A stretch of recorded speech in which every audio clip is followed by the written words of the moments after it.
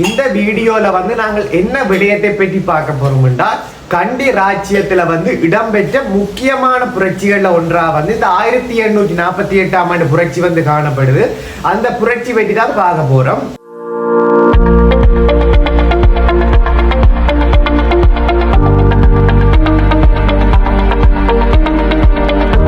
Welcome students. இந்த வீடியோல வந்து நாங்கள் என்ன விடயத்தை பற்றி பார்க்க போறோம் என்றால் கண்டி ராஜ்யத்துல வந்து இடம்பெற்ற முக்கியமான புரட்சிகள்ல ஒன்றா வந்து இந்த 1848ஆம் ஆண்டு புரட்சி வந்து காணப்படுது. அந்த புரட்சி பற்றி தான் பார்க்க போறோம். இந்த புரட்சி வந்து என்னென்ன வகையில வந்து இடம்பெற்றது என்பது பற்றியும், இந்த புரட்சியில வந்து யார் யார் கலந்து கொண்டார்கள் என்பது பற்றியும், இந்த புரட்சி வந்து ஏன் தோல்வியில வந்து முடிவடைந்தது என்பது பற்றியும், இதனால் ஏற்பட்ட பிற்காலத்தில் இடம்பெற்ற விளைவுகள் பற்றியும் பார்க்க போறோம். அவ்வகையில பிரித்தானியர்களை வந்து இலங்கை வந்து கைப்பற்றப்படுது. அதாவது இலங்கையின் கண்டி பகுதி வந்து கைப்பற்றப்படுது.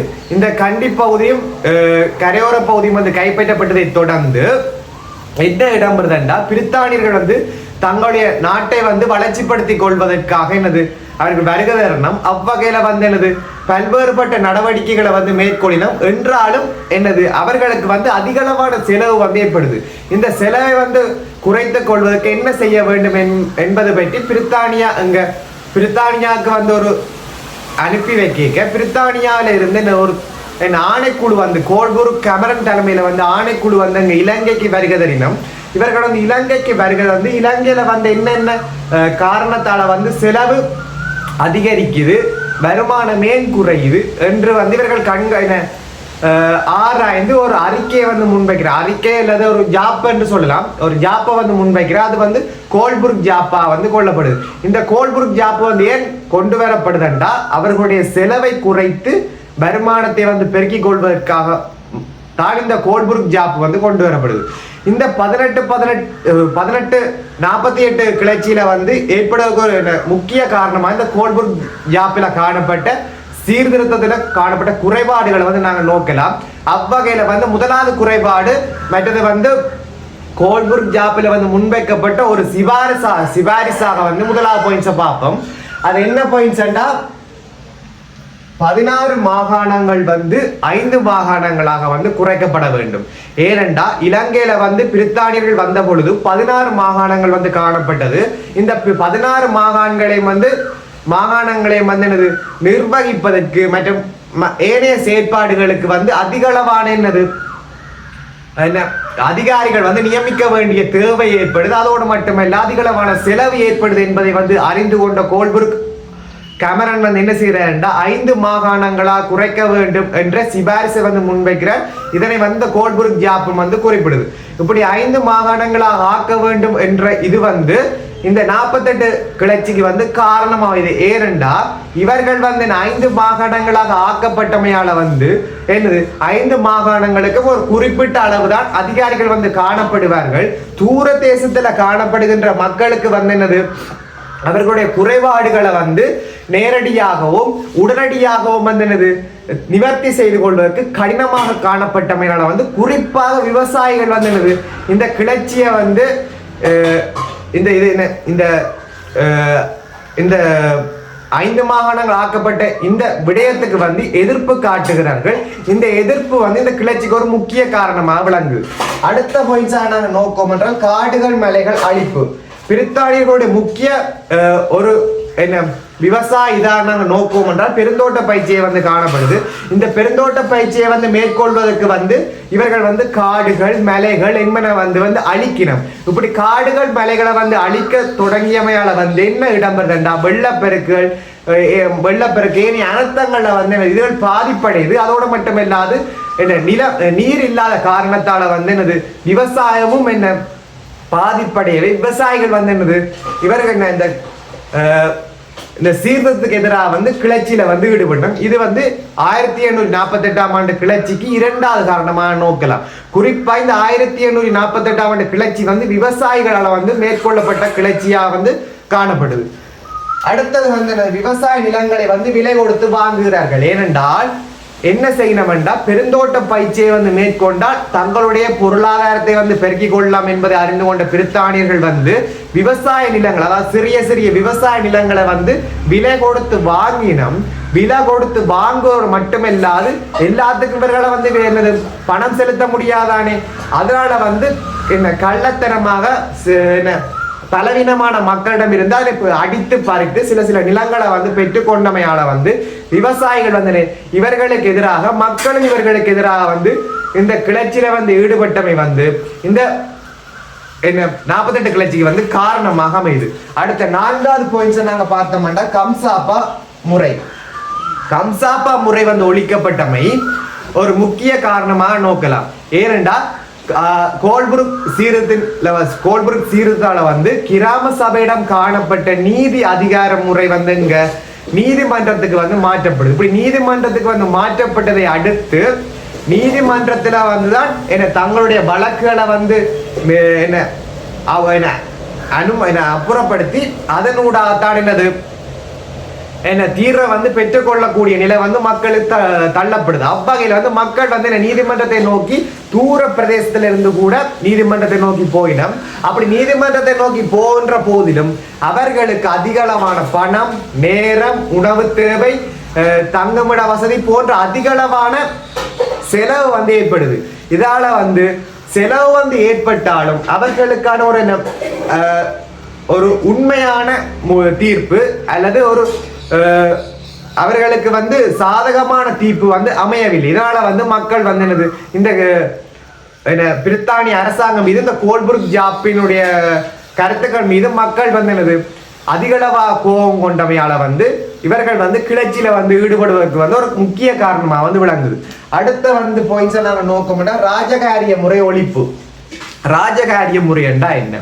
இந்த ராஜகாரிய முறை வந்து ஆரம்ப காலத்துல வந்து மக்களால வந்து அரசனுக்கு செய்து கொடுக்கப்பட்ட ஒரு இதன்று சொல்லலாம், என்ன ஒரு சேவை. அதாவது நான் என்னன்னு சொல்ல வாரேன்டா, அரசனுக்கு வந்து வருஷத்துல ஒரு நாள் இல்ல 2 நாள் மக்கள் வந்து என்ன பணம் வாங்காம இவர்கள் அரசனுக்கு வந்து என்னது ஒரு அரசனுக்கு வந்து பணி செய்ய வேண்டும். குறிப்பா வந்து ராஜகாரிய முறை என்பது ஒரு நாள் 2 நாள் வந்து என்ன பணம் இல்லாமல் மக்கள் வந்து அரசனுக்கு வந்து சேவை செய்ய வேண்டிய ஒரு கட்டாயம் வந்து அந்த காலத்திலிருந்தே இருந்து வந்தது.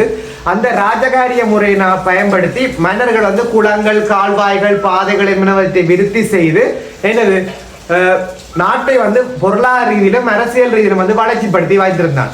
அந்த ராஜகாரிய முறை வந்து பிரித்தானியர் வருகை தந்த போதும் இந்த ராஜகாரிய முறை வந்து இருந்து வருது.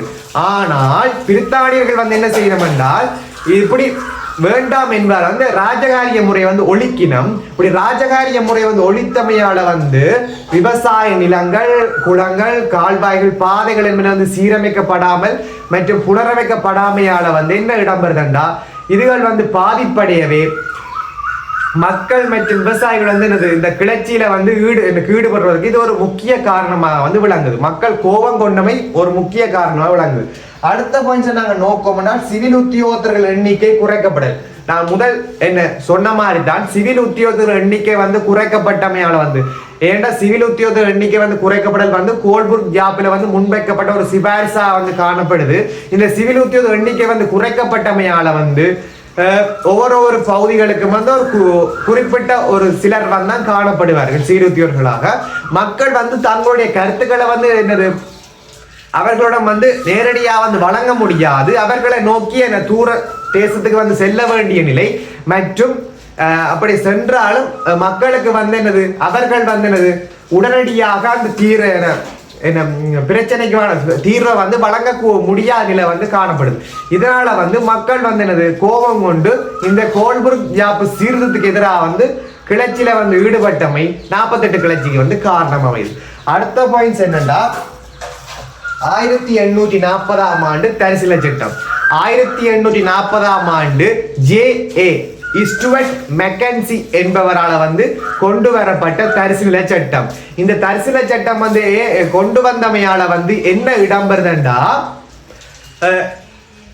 இந்த கொண்டு வரப்பட்டமையால வந்து அதிகளவா நிலங்கள் வந்து என்னது எங்க போயினோம்டா பிரித்தானியரிடம் வசமாக என்ன சொல்ல வரணும்டா பரம்பரையா வந்து ஆண்டு வந்த சொத்துக்கள் வந்து என்னது பிரித்தானிய வசமாகுது. இந்த தரிசன சட்டத்துல வந்து என்ன கொண்டு வரணும்டா என்ன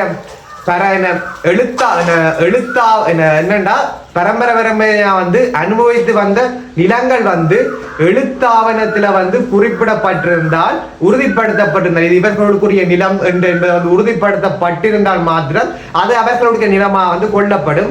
அப்படி உறுதிப்படுத்தப்படாத ஏனைய வந்து அரசாங்கத்தால் அதாவது பிரித்தானிய அரசுக்கு சொந்தம் என்ற நிலையை வந்து அவர்கள் வந்து இந்த தரிசன சட்டத்தின் மூலம் கொண்டு வரணும். இந்த தரிசன சட்டத்தின் மூலமாக பரம்பரையா வந்து அனுபவித்து வந்த நிலங்கள் வந்து பறிபோக போகின்ற என்ற கவலையினூடாக மற்றும் கோபத்தினூடாக இந்த பிரித்தானிய அரசின் மீது கண்டி மக்கள் வந்து கிளர்ச்சியில வந்து ஈடுபடுவதற்கு இது ஒரு காரணமாக வந்து விளங்கும். அடுத்தது வந்து முக்கிய காரணம் வந்து டொரிங்டன் பிளவினுடைய வரி விதிப்பு. டொரிங்டன் பிளவு வந்து என்ன செய்தாருன்னா 1847 ஆண்டு இந்த கோப்பி பயிற்சியை வந்து ஐரோப்பிய சந்தையில வந்து வீழ்ச்சி அடையுது. 1840 வீழ்ச்சி அடைந்த அப்புறம் என்ன இடம்பெறுதுண்டா 1847 ஆண்டு வீழ்ச்சி அடையுது. இது ஐரோப்பிய சந்தையில வந்து வீழ்ச்சி அடைந்ததை தொடர்ந்து இந்த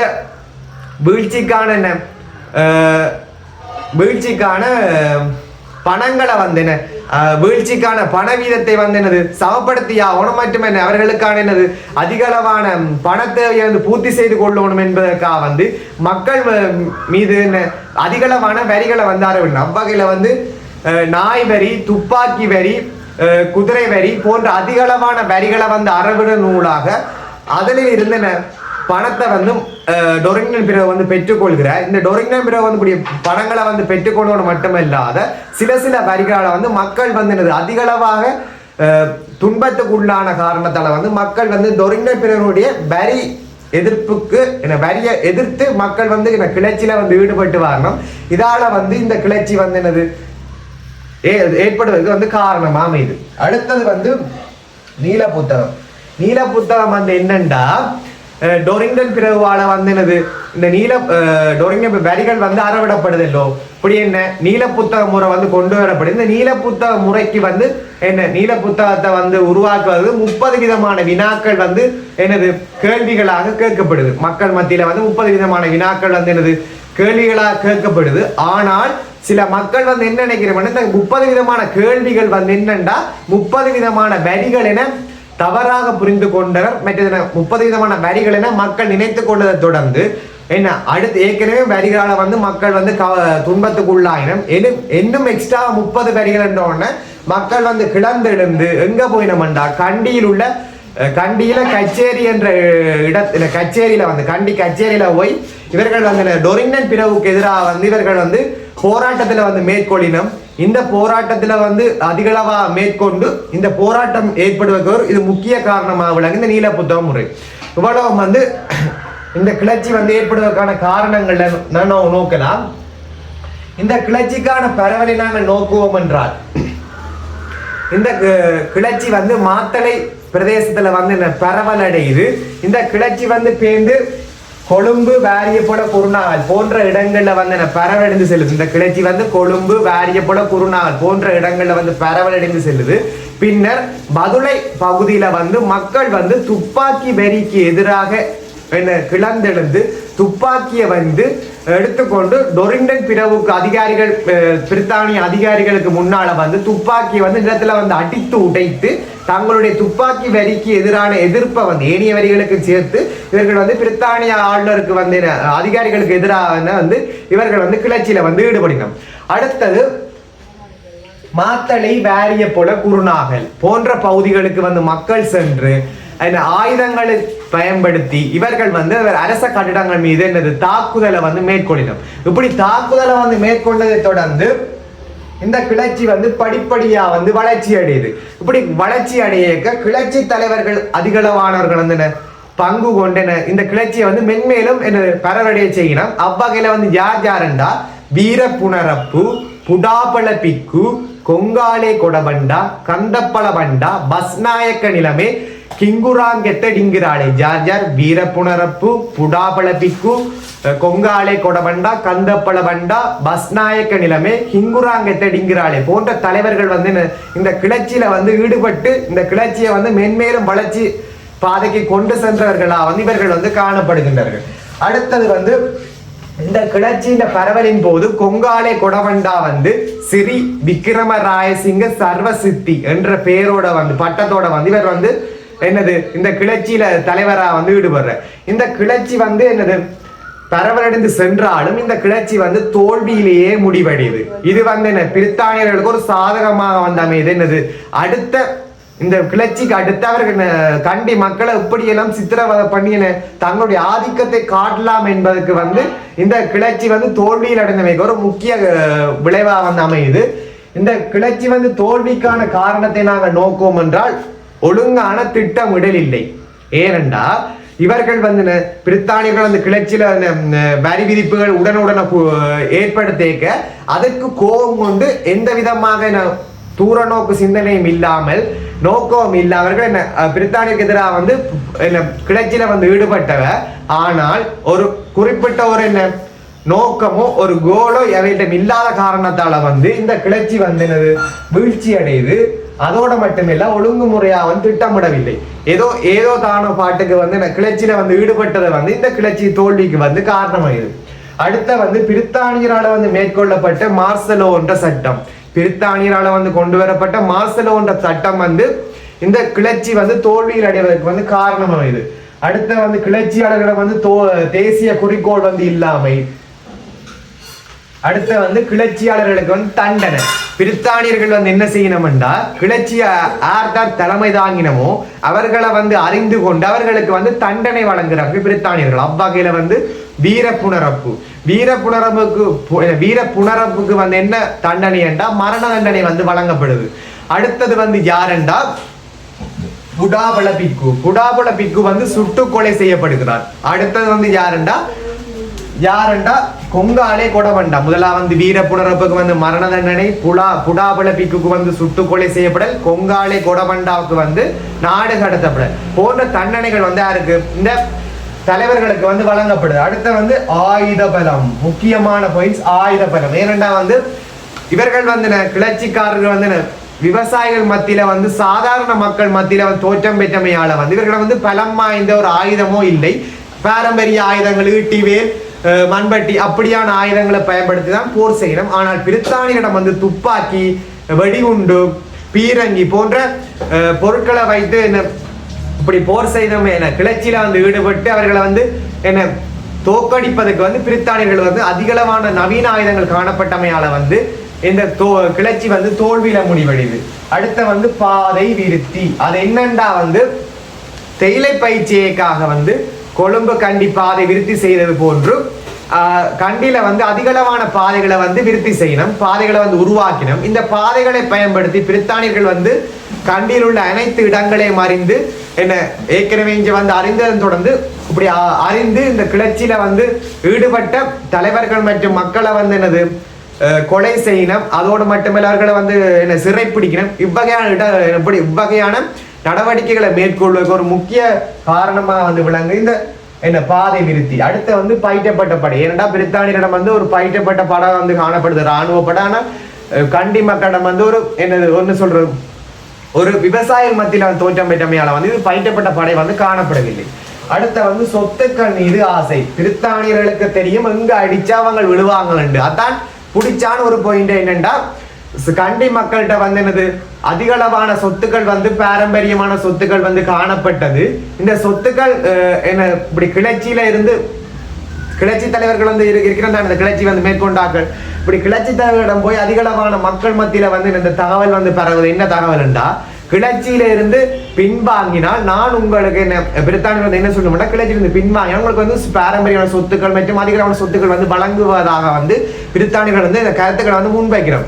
இதனால வந்து சொத்து மீது ஆசைப்பட்ட மக்கள் வந்து என்னது இந்த கிளர்ச்சியிலிருந்து பின்வாங்கவே இந்த கிளர்ச்சி வந்து தோல்வியில் அடைவடையுது, தோல்வியில் நிறைவடையுது. அடுத்தது வந்து இந்த கிளர்ச்சியால் ஏற்பட்ட விளைவை நாங்கள் நோக்குவோம். கிளர்ச்சியால் ஏற்பட்ட விளைவை நாங்கள் நோக்குவோம் என்றால் பிரித்தானியருக்கு வெற்றி. மிகவும் பிரசித்தி பெற்ற வெற்றியா வந்து 1848ஆம் ஆண்டு வெற்றி வந்து காணப்படுது.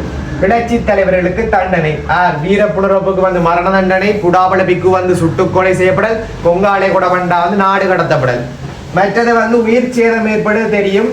அடுத்த வந்து டொரிங்டன் பிறவு இங்க வந்து டொரிங்டன் ஆளுநரா வந்து காணப்படுது 48ஆம் ஆண்டு கிளர்ச்சியில வந்து இவர் வந்து டொரிங்டன் ஆளுநர் வந்து பிரித்தானியாவில இருந்து இவர் வருகை தந்தவர். இவர் வந்து திருப்பி அழைக்கப்படுகிறார் எங்க பிரித்தானியாவுக்கு. அடுத்தது வந்து ஆதிக்க மேலாண்மை.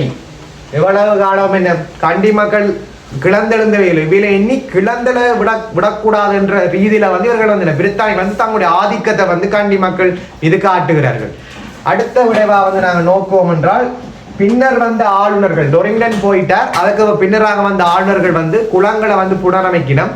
அவ்வகையில வந்து யாருண்டா ஹென்றி வாட்டால வந்து இரணைமணி ரக்காம கூட புனரமைப்பு. ஹென்றி வாட்டால வந்து இரணைமணி ரக்காம கூட புனரமைப்பு.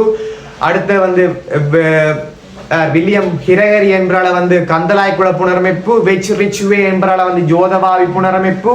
அடுத்தது வந்து ஆதர் கோடன் என்பரால வந்து கலாவாவி புனரமைப்பு போன்ற குளங்கள் வந்து புனரமைக்கப்படுது. இவ்வளவு விளைவுகளுக்கு நாங்கள் நோக்கலாம். அடுத்த வந்து கிளர்ச்சியில வந்து ஈடுபட்ட தலைவர்கள் யார் யார்? வீர புனரப்பு, புடாபல பிக்கு, கொங்காலே கொடவண்டா, கந்தப்பள வண்டா, பஸ்நாயக்க நிலைமை, கிங்குராங்கத்த டிங்கிராளே. இவ்வளவு தான் என்ன 1848ஆம் ஆண்டு கிளர்ச்சி. விளங்கவில்லை என்றால் சொல்லுங்கள், நான் ஷார்ட் பாயிண்ட்ஸ் எடுத்து பிடிஎஃப் போடுறேன். மற்றது வந்து எக்ஸ்ட்ரா ஏதாவது நோட்ஸ் எது வேணும்னா சொல்லுங்க, நான் போடுறேன்.